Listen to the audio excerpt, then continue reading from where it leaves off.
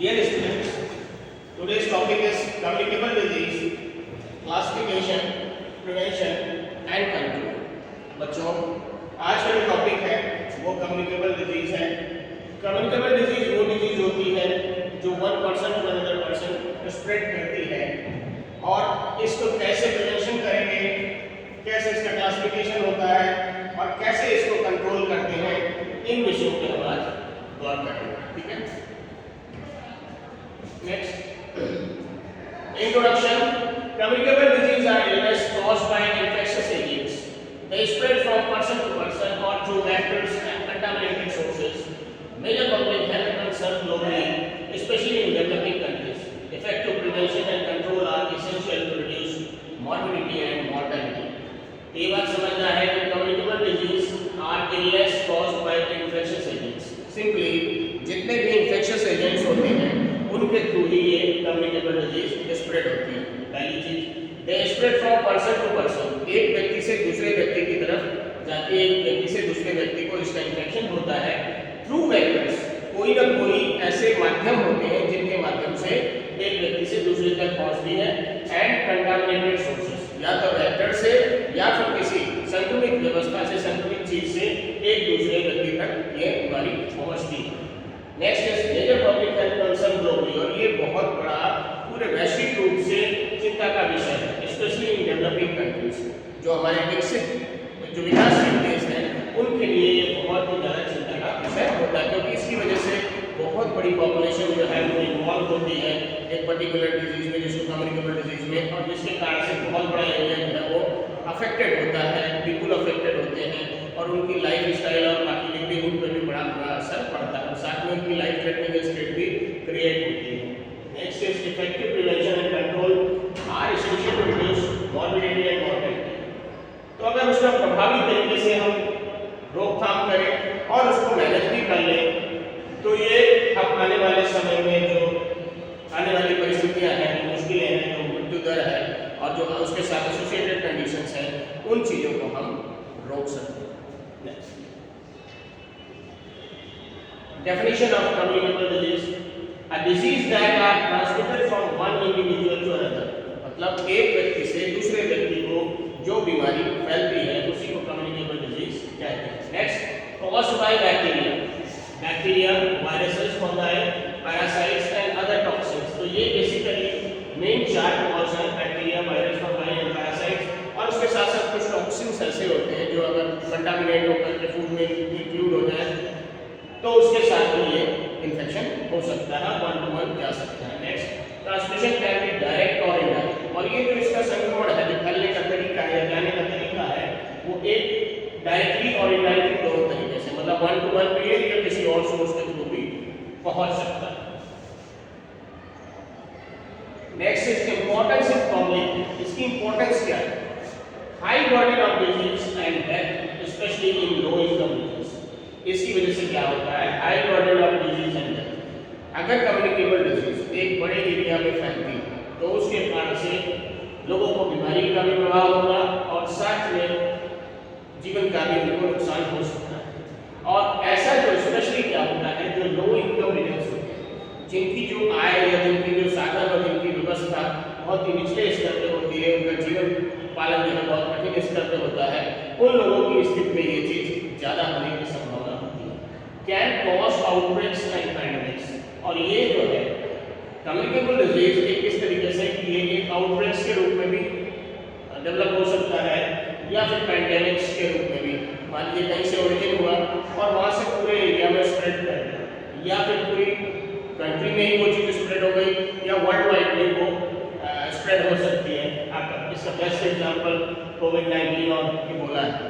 सबको पता है कोविड-19 से पूरा देश गुजरा है और हर परिस्थितियों से हर आदमी वाकिफ है। तो obviously we can understand how the conditions were there in the time of कोविड-19 इन्फेक्शन। और इबोला बेसिकली जो अफ्रीकन रीजन है उसमें सबसे ज़्यादा स्प्रेड होता है। Impact economic productivity and health care system, और ये जो है हमारी इकोनॉमिक प्रोडक्टिविटी, जो हमारा अर्थशास्त्र की व्यवस्था में अगर जो उत्पादकता उस पर प्रभाव डालता है, और हेल्थ केयर सिस्टम पे भी प्रभाव डालता है। Next, prevention is cost effective and essential for global health security. जो इसका प्रिवेंशन है वो कॉस्ट इफेक्टिव है, बहुत महंगा नहीं होता। अगर हम पहले से चीज़ों को मैनेज करने की एक तरीके से एफर्ट्स करें तो हम पहले से ही उसको हैंडल और मैनेज कर सकते हैं। और साथ में इसेंशियल ग्लोबल हेल्थ सिक्योरिटी, और ये जो वैश्विक स्तर पे जो स्वास्थ्य की जो व्यवस्था है उसको सुधार बनाए रखने के लिए ये बहुत आवश्यक है। तो अगर हम पहले से मैनेज करने के लिए प्लान करें तो ऑब्वियसली कहीं ना कहीं हमको उसके बेस्ट रिजल्ट मिलेंगे और वो चीज़ स्प्रेड होने में भी कंट्रोल होगा। मोड्स ऑफ ट्रांसमिशन कैसे फैलता है?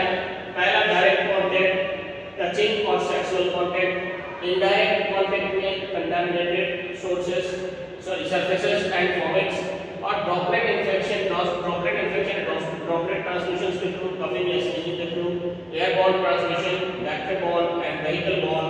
ये 6 तरीके से स्पेशली जो है वो स्प्रेड हो सकता है। तो पहला डायरेक्ट कांटेक्ट, छूने से या सेक्सुअल कांटेक्ट से।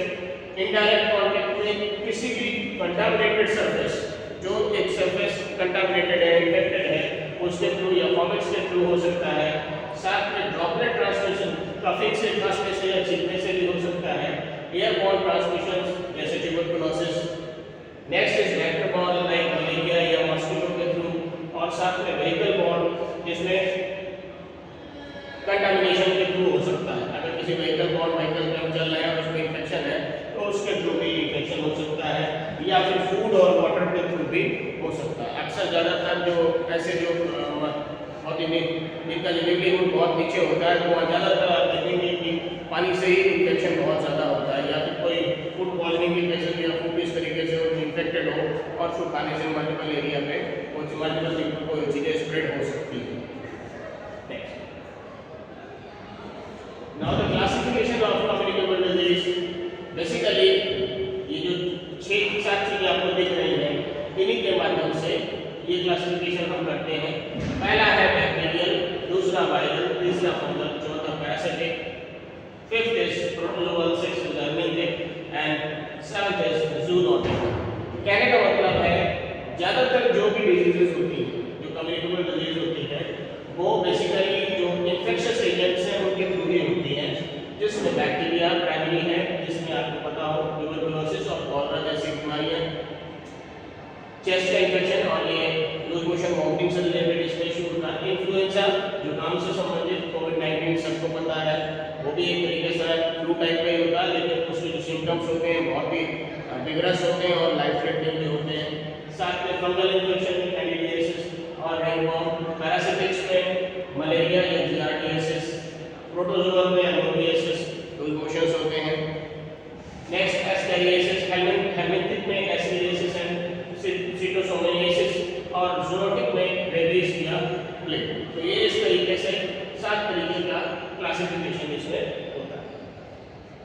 पहला bacterial disease caused bye pathogenic bacteria, इसके कोई भी अगर इस तरीके का इन्फेक्शन है जो बैक्टीरियल ओरिजिन है तो उसको हम लोग बैक्टीरियल ही मेंशन करते हैं। नेक्स्ट इसके एग्जांपल जैसे ट्यूबरकुलोसिस, टाइफाइड, कॉलरा, डिप्थीरिया, ये सारे तरीके के जो बैक्टीरिया होते हैं वो उसके अकॉर्डिंगली स्पेसिफिक अपनी डिजीज को प्रोड्यूस करते हैं। नेक्स्ट ट्रीटेड विद एंटीबायोटिक्स, इनको एंटीबायोटिक्स के थ्रू हम ट्रीट कर सकते हैं 2 तरीके से, बैक्टीरियोस्टैटिक या बैक्टीरियोसाइडल एंटीबायोटिक्स के हिसाब से। नेक्स्ट प्रिवेंशन क्या है इसमें? सैनिटेशन, आपको पूरा जो भी एरिया है उसको प्रॉपर्ली सैनिटाइज करें। वैक्सीनेशन अगर पहले से करके रखें तो उन चीज़ों के होने से आप रिकॉर्ड कर सकते हैं। साथ में हाइजीन, सेल्फ जो आपकी नेचुरल डेली की जो मेंटेनेंस है अपने आप को, डेली की अपनी जो केयर है उसकी अगर हाइजीन आप मेंटेन करके रखें तो इस पर्टिकुलर डिजीज से आप बच सकते हैं। Next is viral disease. Viral disease में क्या होता है? Caused by viruses that invade host cells, तो वो पहले होस्ट सेल्स में इन्वेड करती हैं। इसका एग्जांपल कोविड-19, इन्फ्लुएंजा और हेपेटाइटिस बी या मीजल्स है। इसका प्रिवेंशन कैसे? वैक्सीनेशन अगर हम पहले से करें तो बहुत अच्छा होगा, तो हम उन चीज़ों को होने से रोक सकते हैं। आइसोलेशन, आइसोलेशन मींस जो पर्टिकुलर अगर किसी व्यक्ति को हो भी गया है तो उसको हम आइसोलेट कर दें, सेपरेट कर दें सबसे, और उसको एक स्पेसिफिक लोकेशन में ही रखें, वहाँ से इधर उधर मूव ना करने दें और लोगों को उससे डायरेक्ट कॉन्टेक्ट में भी ना आने दें, तो हम रोक सकते हैं। Next is hygiene. हाइजीन मतलब उसकी जो लिवलीहुड में जो भी उसकी हाइजीन मेंटेनेंस की जरूरत है उस सारी चीज़ों को मेंटेन करना, ठीक है। Next treatment is mostly supportive. ज़्यादा जब ट्रीटमेंट होता है सपोर्टिव ट्रीटमेंट होता है, क्योंकि वह एंटीवायरल ड्रग्स उस हिसाब से हर केसेस में अवेलेबल नहीं होती है। प्रिवेंशन क्या है, एंटीवायरल्स और सम कुछ के लिए एंटीवायरल्स है, बाकी सबके लिए एंटीवायरल ड्रग्स अवेलेबल नहीं है उस हिसाब से।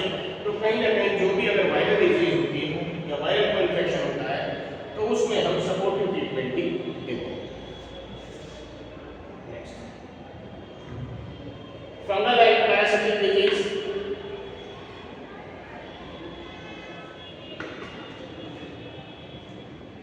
फंगल में जैसे ringworm, candidiasis, it affect skin mucosa, जो स्किन के ऊपर की जो लेयर होती है म्यूकोसा होती है उसको ये डैमेज करता है, ठीक है। पैरासिटिक में मलेरिया या giardiasis, it spread by vectors और कंटामिनेटेड वाटर। दो कारण हो सकते हैं पैरासिटिक में, या तो पानी के वेक्टर के थ्रू और या फिर पानी के थ्रू ये हो सकता है।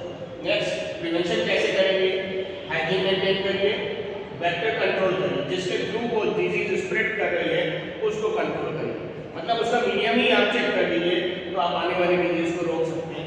Next, clean water, water clean होना मस्ट, क्यों, क्योंकि मैक्सिमम जो डिजीज होती है वाटर बॉर्न ही होती है। अगर वाटर प्योर नहीं है तो बहुत सारे ऐसी कंडीशंस क्रिएट होती है जिसमें इन्फेक्शन होकर के, जीआई इन्फेक्शन जिसमें स्पेशली है, और मल्टीपल कॉम्प्लिकेशंस उसके थ्रू क्रिएट हो सकते हैं, और अगर मैनेज सही से ना हो तो लाइफ थ्रेटनिंग भी हो सकता है या मल्टी ऑर्गन फेलियर भी हो सकता है। Protozoal helminthic and zoonotic disease में प्रोटोजोअल आपका मोइडियसिस एंड लीशमैनियासिस, हेल्मिंथिक में एस्केरियासिस, सिस्टोसोमियासिस या इंटेस्टाइनल वॉर्म्स होते हैं। जूनोटिक में रेबीज और प्लेग, जिसका डॉग बाइट से होता है, प्लेग के लिए स्पेसिफिक, और transmitted from animals to human. तो ये जो होता है वो एनिमल से ह्यूमन के लिए होता है, that is why it is called zoonotic. Next is epidemiological trial. कोई भी एपिडेमियोलॉजी होने के लिए तीन चीजें होना अनिवार्य है। पहला एजेंट, दूसरा host and third is environment. इसको समझिएगा। Agent means micro organism causing disease, मतलब स्पेसिफिकली वो जीव या वो व्यवस्था जिसके कारण से इन्फेक्शन होता है वो उसका एजेंट कहलाता है।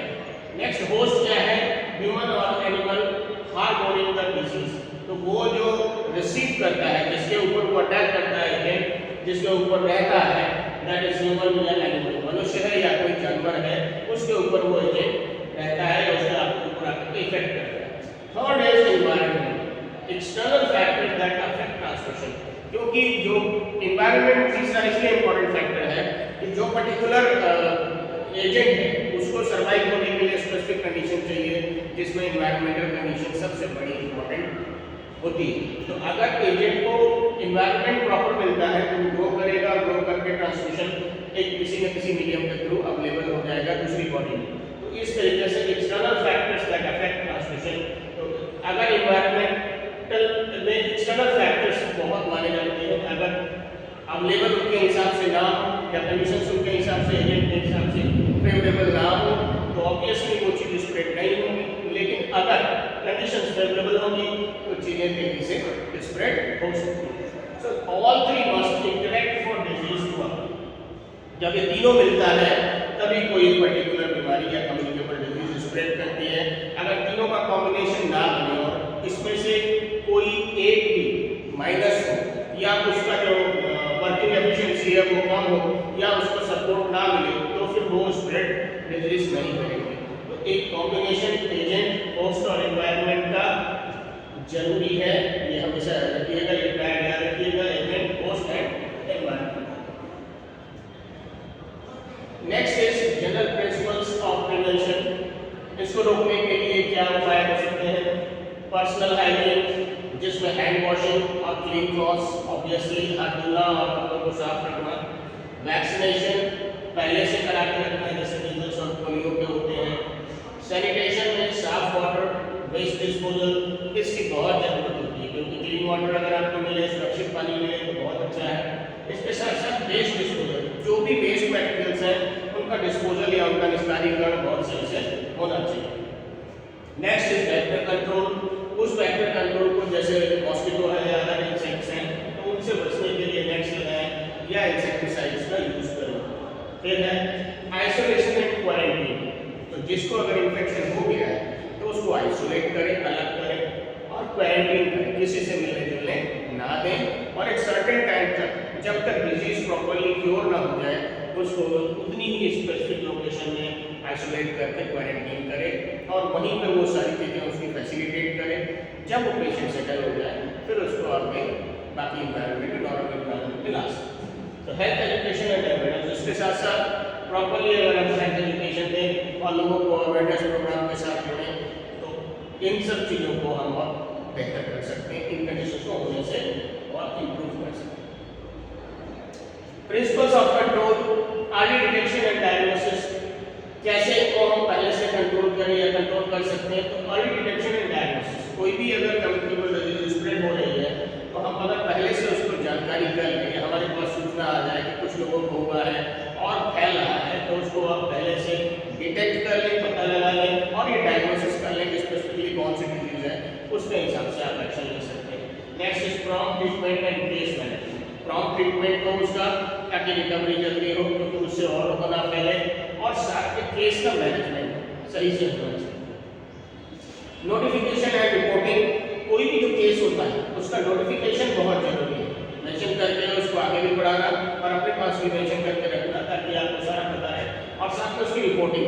नेक्स्ट फर्दर जो आपके अथॉरिटीज हैं उनको इन्फॉर्मेशन टाइम टू टाइम जल्दी से पहुंचना चाहिए ताकि उस पर एक्शन जल्दी से लिया जा सके। अगर इसमें कहीं से भी कुछ भी दिनों की देरी होती है तो वो चीज़ें बहुत तेजी से स्प्रेड कर सकती हैं।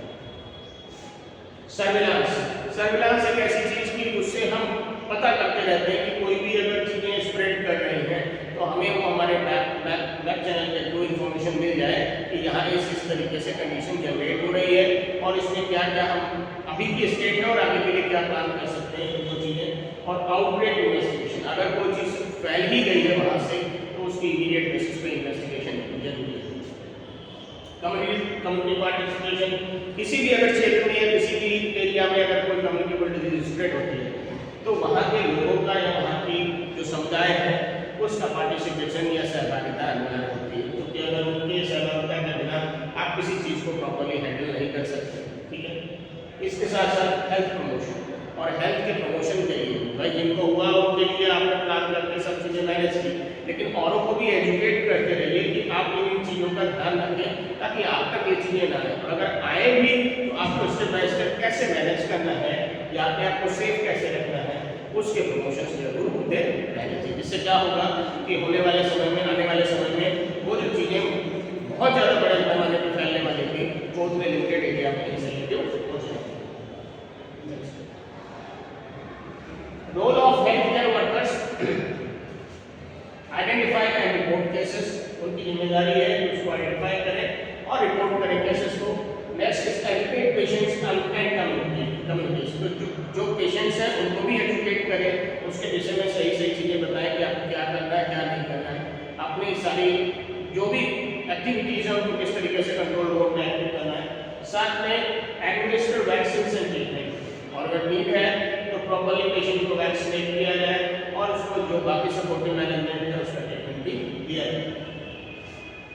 इम्प्लीमेंट इन्फेक्शन कंट्रोल मेजर्स, और जो इन्फेक्शन कंट्रोल मेजर्स हैं, जो भी उपाय हैं उनको इम्प्लीमेंट किया जाए, क्रियान्वित किया जाए, उसको धरातल पे उतार के उसको सारी चीज़ें प्रोसेस के रूप में किया जाए ताकि चीज़ें कंट्रोल की जा सके। Next is participate in surveillance and outbreak response, और जो भी सर्विलांस की चीज़ें हैं जिनके माध्यम से पता चलता है कि कोई स्थिति क्या है और आगे क्या स्थिति होने वाली है, उसमें पार्टिसिपेट करें ताकि सही से इंफॉर्मेशन मिले, वर्कर्स की जिम्मेदारी है और वो आगे सूचना भी पहुंचे। और साथ में आउटब्रेक रिस्पॉन्स, अगर कोई आउटब्रेक हो गया है तो कैसे रिस्पॉन्स करना है उसमें भी इंक्लूड हो और उसको सेटल करने के लिए प्रयास करें।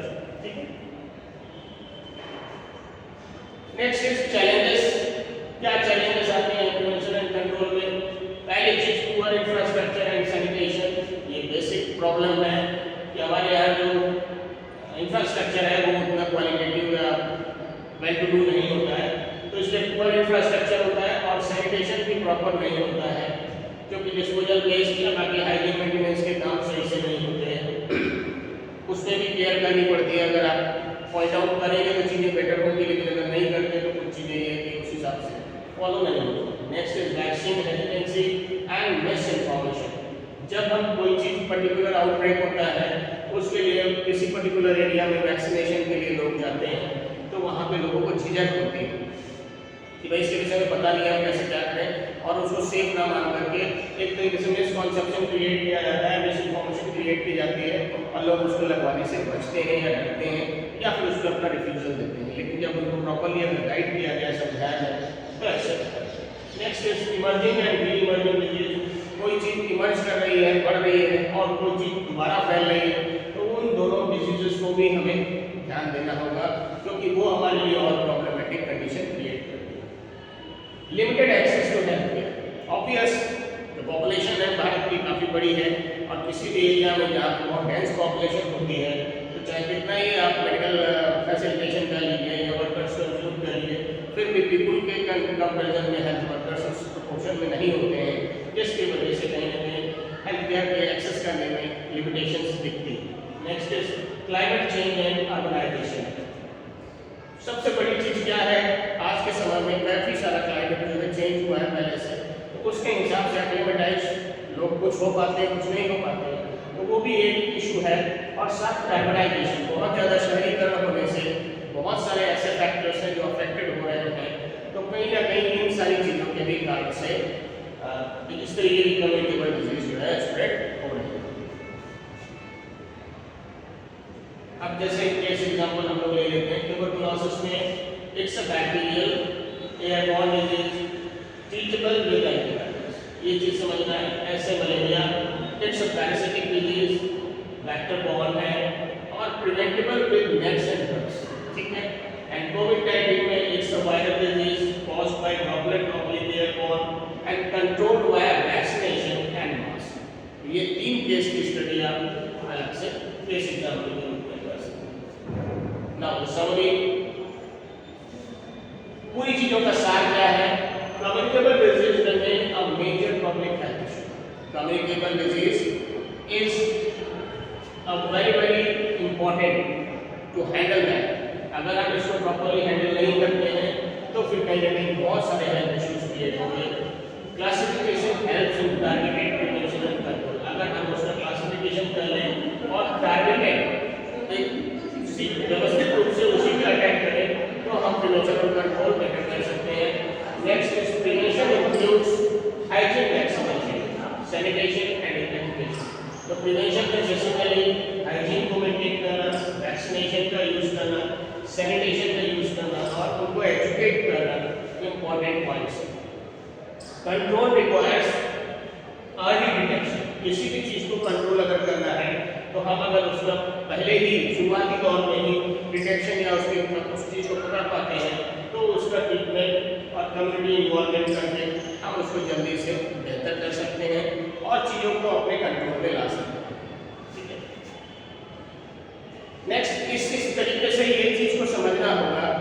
इसके जो हमने difference create up communicable disease CDC और CDC centre for disease control and prevention infectious disease का and Park's textbook, social medicine and national education guideline, इन सारे के रेफरेंसेस दिए गए। ओवरऑल अब मेरा कहना ये है कि कम्युनिकेबल डिजीज को स्प्रेड होने से रोकने के लिए अगर हम ट्रायड को किसी भी तरीके से कंट्रोल कर सकें, एजेंट को, होस्ट को और एनवायरनमेंट को, इसमें से एक भी कोई चीज़ अगर हम कट करें या उसको ना होने दें, उस चीज़ को अपने कॉम्बिनेशन में ना आने दें तो हम सारी चीज़ को रोक सकते हैं। तो फोकस सबसे ज़्यादा जो कम्युनिकेबल डिजीज का ट्रायल होता है उसी पे अफेक्ट करने का, उसी पे टारगेट करने की जरूरत होती है।